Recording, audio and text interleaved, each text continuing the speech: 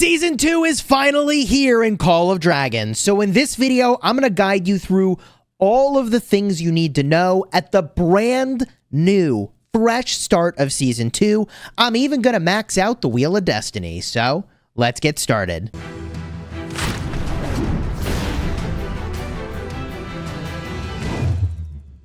Hello my friends and welcome back. I'm Chisgule Gaming, and today's video is sponsored by the makers of Call of Dragons. And you know that a brand new season brings a ton of hype. Now the first thing you'll do when you enter the game is you'll see a cutscene and you're going to pick a starting zone. Be sure to coordinate with the alliance of your choosing with regard to what starting zone you're going to be in. And if you don't know what alliance you want to join yet, or your server hasn't organized that, then you can pick haphazardly, but you might ultimately need to pick a new zone to start in if you don't like the one that you're in. So with all of that said, let's get things started by taking your end of season rewards. How do you do that? Well, if you go at this little sword and currency icon, you'll have the end of season rewards available to you. In this last season, we got the Conqueror tier. I won't go into all the drama around the last season and how we were betrayed. It doesn't really matter. This is pretty much the only reward of relevance from that last season that is differentiated between whether you held the dragon or you didn't hold the dragon. So I would recommend that you get the legendary hero tokens as your reward of choice here. I recognize that these other prizes are pretty cool. However, legendary hero tokens that can be applied to any hero are extremely flexible and extremely valuable. That is where I'm going to drop my 600 currency. I have 2,555 of it. So, boom, I'm going to snap that off. Confirm. From here, there are several items that we can get here. One is a legendary Ascension emblem. Now, I don't know if I actually need this. Grants the same number of star points as legendary emblems. In other words, you can use this to star up a legendary. If I could use this to skill up a legendary, that would be pretty cool. I don't think you can do that. So as a whale, I'm not going to take this, but if you're not a whale, then getting the legendary Ascension emblem is a slam freaking dunk. The thing that I would get after taking the legendary Ascension emblem is going to be the CP recovery items. So let's see how many of these I can get here. I'm going to grab this CP recovery over here, this CP recovery over here. I'm looking pretty good. I can grab this CP recovery over here. And if I want to have enough currency to get this guy, I'm going to have to not grab this basic CP recovery over here. I'm going to think on this for a minute, decide what I want to do, and come back to it. But getting as much CP as possible at the start of the season is huge. The reason for that is pretty obvious. You're going to need to go in and level up all your heroes all over again. But this season, you're going to be presented with kind of an interesting option. The very first time you look at talents on a hero, it's going to say, hey, do you want to use your talents from last season, or do you want to start from scratch? My recommendation is that you start from scratch. Why is that? The reason you want to start from scratch is that sometimes you picked talents in a specific order, and that order may not be represented in the way that you get them when you go back and level up a second time. I think it's just easier, cleaner to redo your talent points. Your choice will apply to literally every single hero. So whatever you choose, that is going to apply to all your heroes. In a worst case, you use a talent reset if you need to. You probably won't. It's probably going to be fine. But I am manually reapplying my talents again in this new season. Now, to level up, you're going to need to, first of all, actually start to scout the map again in Season 2 to have vision to where the Darklings are. And my recommendation to you at the start of the season is to battle Darklings, not dark creatures. Before you have a big fight, spend a couple days battling dark creatures if you need dust to level up your artifacts. But initially, you're going to need to battle Darklings all over again, and you're going to have to start with a level 1, go to level 2, level 3, all the way up to the highest level, which is level 10. You cannot actually start at level 10.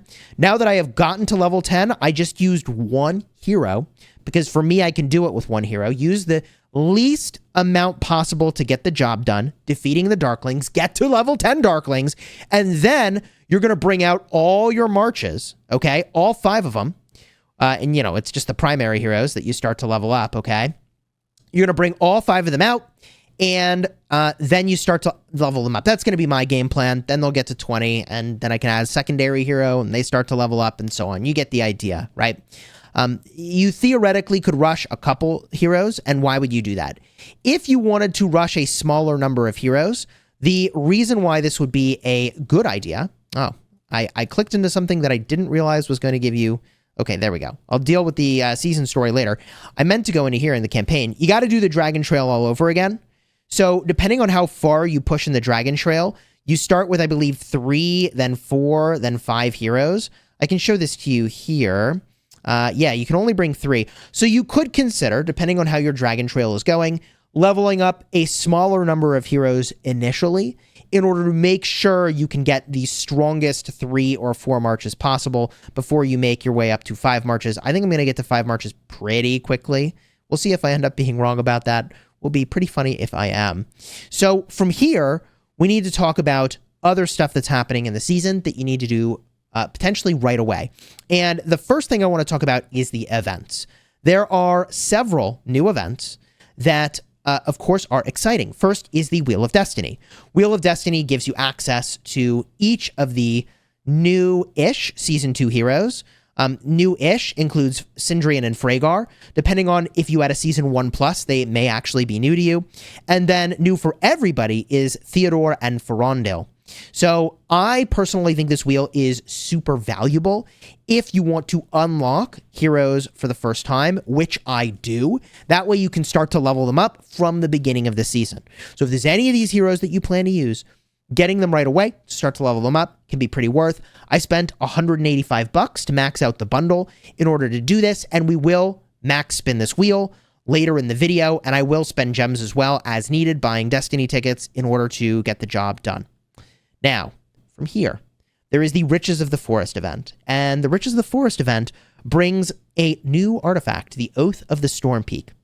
My perspective on this one is that if you don't normally gem artifacts, which, like, most people don't, then I don't think you need to be spending the gems over here to do this thing. Do I think it's worth doing a 50% pull? Sure, 50% off. I'll take a 50% gem pull. But after that, I'm not spending any gems on this personally. The probability here is pretty low, 1.5% chance of a legendary, and it's split across all these different legendaries. Some of them are great, like the Phoenix Eye. Some of them are terrible, like Kurata's Wrath. So all in all, I think it will be cool to get my hands on Oath of the Storm Peak, but I personally plan to wait till the Forge of Light before I start to explore that possibility. And my perspective on this, I think it could be cool, but I'm kind of lukewarm on it, to be perfectly honest with you. I am kind of lukewarm. Now, from here, it is valuable to, I think, talk about some of the bundles available at the start of the season. If you are a value hunter, then you probably already have your hands on the monthly basic and advanced packs. 10 out of 10. Would strongly recommend. That's your highest value pickups just about in the game. There is one other higher value option, which is going to be your season pass right over here, the Insight Rune. I do need to go and purchase this. That will give you access to a bunch of levels quickly, which, by the way, gives you a bunch of CP recovery items, which is very valuable. But also toward the end of the season, you'll actually gain access to a Dragon Rift. Now, I actually think Dragon Rift is one of the least exciting legendaries they could have put in here. It's like, maybe not the least exciting. It's squarely in the middle of what they could have put for a legendary in the purchase pass here, the Dragon Rift. If you're not using something better, then okay, hey, Dragon Rift for your infantry is fine. I kind of prefer tanky stuff on infantry. I covered this in a separate video, so I won't go too in-depth here. But if you're using infantry, my preferred artifact is the Dragon Scale Armor. So if you have that, I'd prefer it. If you don't, then hey, Dragon Rift is a pretty cool pickup. All right, now, from here, other bundles. There is the Blizzard Journey Bundle. The Blizzard Journey Bundle is likely to be higher value than any of the other bundles that become available throughout the season, particularly in the great value bundles. It usually exceeds the value of those. I'm personally waiting to buy it until our Alliance capacity is larger, and then more people get the benefit of the Alliance gifts that I'm going to drop. That's a micro optimization, but it's a thing that I'll be doing. In addition, the exchange coin market double purchases, did not refresh. for my pet coins. That's really surprising. And for gems, it did refresh. Wow. Okay. So pet coins did not refresh, but gem market did refresh the double purchase value. And I did personally pick up some of the double purchase gems going into this season. And I will probably get these again. What am I going to spend my gems on? Well, good news, adventurers. If you spend in the VIP shop, that has completely reset. That always happens at the start of a new season. So getting these CP recovery items is critical. I'm going to get these speed ups for resources. The regeneration potions are a hell yeah pickup. The gold keys are a hell yeah pickup. I'm going to grab, of course, the medals. I'm going to grab the universal artifact keys. I'm going to grab the 8-hour speeds. I'm going to grab the hero tokens. And I'm going to take the 24-hour speeds. Hashtag whale moves. Okay, yikes. That's how whales roll every single week. But there's obviously, I think, a lot of stuff you need to get in here. Even if you are not spending, get the CP recovery items. Do not miss them. They are so critical for the start of your season. It's actually probably the best thing I picked up is the CP recovery to level up my heroes at the start of the season. Freaking crucial. Okay, from here, so much to talk about, so much to do. Once you do your Dragon Trail, you can go into your policy board and you can start to work on your policies. Very important to get that going. And in particular, you may want to make your way to administrative excellence in order to start catching pets. You know, got to catch them all. As a reminder, go with the free healing. The free healing is the way. I think it's way better than the resource healing. Nobody has the resources at this point. It's just too expensive to buy your way into resource healing, in my opinion. If you're a big whale, I guess, but even then, I think it's probably a bad plan. It's just sustained fighting requires the free healing. It's too many days. And while on some days, if it were bursty enough, yeah, it'd be cool to have the resource healing. Nah, man, too much mana to get that job done, okay? Now, there is also a series of items that you get when you make purchases, and let me jump to a few pictures I have of what you grab. So I snapped pictures before I went in and started purchasing bundles here, but you get some pretty good stuff as you go through and buy the different bundles that offer gems throughout the season. So once you've purchased 1,000 gems of sort of raw gems, you get some dust, you get some artifact keys, speed ups, and some small amount of resources. 3,000 gems worth of value. You get 20 gold keys, more dust, and speed ups and resources. At the 8,000 gems worth of value, you actually get one of the universal legendary emblems, which is pretty cool. You can't use it to power up a skill on an artifact. I'll show that to you in game in a second. But you can use it to star up an artifact. And you get keys and dust and speeds, which is nice. And then lastly, you get 10 gold heads.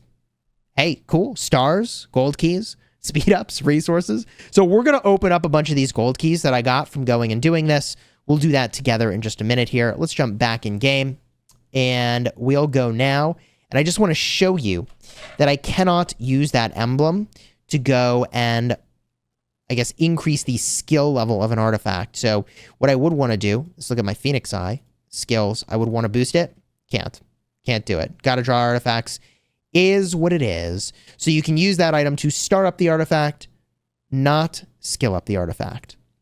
That, I think, covers the overwhelming majority of the first things you need to do in a new season. You will notice that your power is lower in a new season. That is because your hero power has dropped from the hero levels and artifact levels dropping. You're going to have a season peace shield that you can't break for 2 days now. So you're shielded up and protected. Your alliance is also going to have some solid buffs, building speed, donation recovery, relocation cooldown, and also, again, cannot attack other players' legions or buildings. The ceasefire effect for the first 2 days is a big deal at a new season start. However, getting your donations in early and often, baby, is freaking crucial. Wish I could gem donate, but I can't yet. So be sure to do all your donations as fast as possible in your alliance. This is quite the flag we have over here. Whatever. Okay. By the way, isn't this funny? Dude, it's been, I don't know, like 40 minutes tops since we've been in the new server. And already we have 10 blessing chests ready to go. Okay, sure. Seems good. Seems good. It's all the whales going in and buying the Joy of Destiny bundle. That's what that is. And we'll just go through and finish this up real quick. Oh my god. I mean, I want to show you this because I think some people will get kind of hyped about it. And then we'll go spin the Wheel of Destiny and get these heroes unlocked, which I'm really hyped for. Might have been a little bit of a mistake, Max purchasing the bundle the kind of way that I did. We'll see how this ends up going. The better strategy might be to buy it incrementally and to see if you actually end up needing all of the pulls. You may not. So let's see if I made a mistake there or not. Oh my god, look at all of those rewards. Now we open these bad boys. I mean, okay, so the blessing chests do not offer very much at the low levels. I was excited. Now I'm not as excited about all the 5-minute speed ups that I'm getting. Woo, whoa, crazy. 10 minutes of speed ups. OMG. Wow, crazy. Oh, 1 hour speed up. Now we're wildin'. Okay, 30 minutes. Yo. Okay, 20 minutes. Sure. Oh, 1 hour. Woo! Popping off. Okay. The final thing we need to do. The old Wheel of Destiny. Let's get it done, baby. How many can I do at a time? 3 at a time. Let's freaking go. Let's start the spins.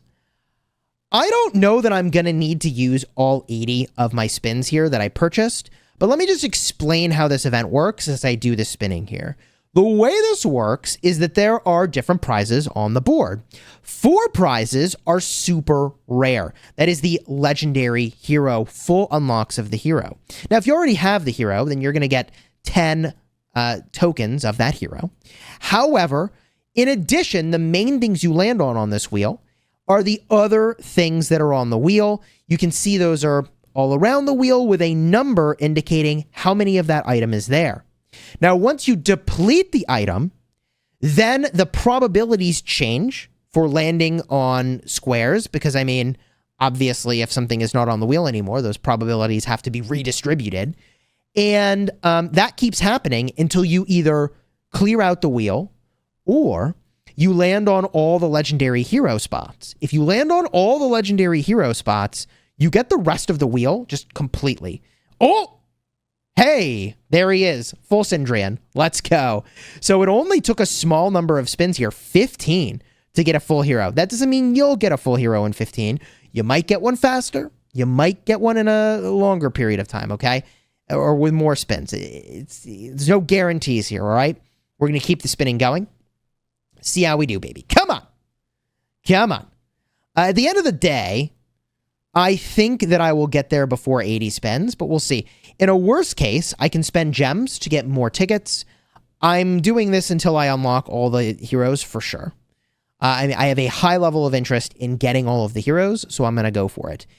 I believe that the lucky spin is a better wheel if you already have all the heroes that you want. In other words, Ferondil should show up in the lucky spin soon enough.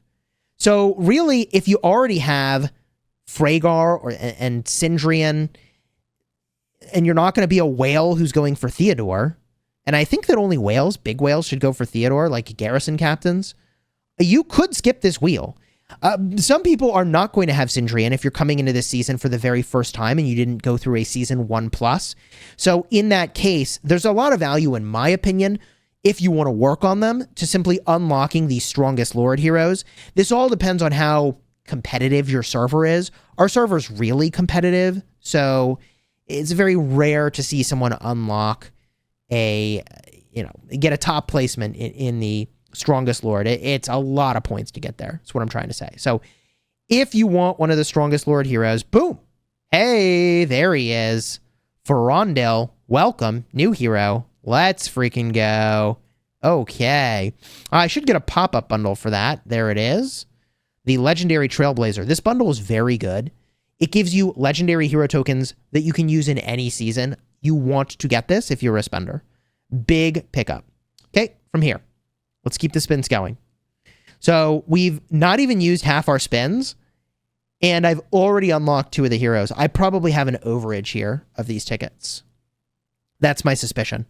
We'll keep going. Oh my god! Yeah, I do not think I needed to spend the 185. Wow. Okay, Theodore is here. I am destroying this wheel. There's the other pop-up bundle for Legendary Trailblazer. I'm actually destroying this wheel. I'm going to have extra tickets at the end of this. All but guaranteed. I think I'm destroying this. So if I get really unlucky, I won't land on Freygar for a while, and I don't know what happens with my extra tickets. So let's see what my overage looks like, if I have any overage. We'll find out, okay? Here we go. Boom. Speeds, metal, wood. Fine. Personally, I am hyped to have... Oh my god. Oh, I thought I was going to land on it. I'm hyped to have Theodore in my roster. But I'm really, I don't know, man. I'm pretty lukewarm. I feel like I'm not going to get that many tokens of him no matter what I do. And also, I've got plenty of other cavalry to work with. And also, for me, flying cavalry is the freaking jam, man. It's the freaking jam. So, I'm a bigger fan of the flying calves anyways. Ferondil flies. Ferondil plus Freygar might be my play initially. To be determined. To be determined. I made a dedicated video about this. And someone pointed out, they were like, dude, why don't you just use Freygar as your second flyer? And I was like, yes, that's what I should do, actually. Instead of using Thea, I should probably just use Freygar. That lets me level up Bakshi, potentially. I don't know. To be determined. I've not really fully decided yet. And I don't have to yet. I'm going to level up Ferondil as my primary hero for my March anyways. I have to get to level 20 before I can pick a secondary, so it kind of doesn't matter. And as you can see, it looks like it was a good thing I bought the $100 bundle, more or less, because I still haven't unlocked Freygar here. So we're just jamming on this thing, and we're not to the finish line. In fact, we're quite a few prize spins away, potentially. Oh! Okay. So, now what happens? I get the whole wheel. GG. Wow. Wow. Please exchange your remaining tickets for gems. All right. So I had some extra tickets. I probably could have done this without the $100 bundle. Maybe. But it sure would have sucked to like... Here, let me try to explain this. I would... If I'm getting close to unlocking the heroes, but I miss... and I really want to keep going, it would suck to buy the $100 bundle and definitely have an overage because I went and gemmed a bunch of tickets first. Do you see what I'm trying to say? So I think the way I did it is probably the best way to do it, to gem tickets if I end up needing them, rather than to end up short and buying a $100 bundle and then having a huge overage of tickets. 200 gems a pop. It's not the best, but I'll take it. It's what it is. And boom. Event complete, baby. Nice. Heroes unlocked. Let's freaking go.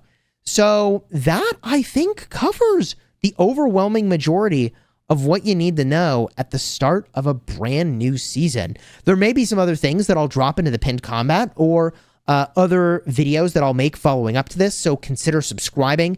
This season is going to be freaking big. Unfortunately, there's no leaderboard at the start of the season, so I can't actually show you the alliance powers. The best that I can do is look in over here, for example, and see, okay, we're 2.9 billion power right now. And I can see if somebody says something in world chat, right? And if they do, then I can go and click on their alliance and look at their power. So if I look at NK, their power is what? 2.7? Yo. And if I look at, I don't know, we go through here. What do we got? Right? So you can scout a little bit by going through here, but like not really. It's only if people talk. Not everybody's talking. All right. If you enjoyed the vid, throw a like on here, subscribe to the channel. More to cover in this season. Should be hype. Do we get our revenge against the betrayers in the dragon family, or do they prevail again? We'll see how it goes. Subscribe so you don't miss it. And if you want to see the full drama story of their extreme betrayal, card will be in the end screen. Alternatively, if you're looking for my guidance going into this season for what heroes and war pets and artifacts I'm working on first, card will be in the end screen for that as well.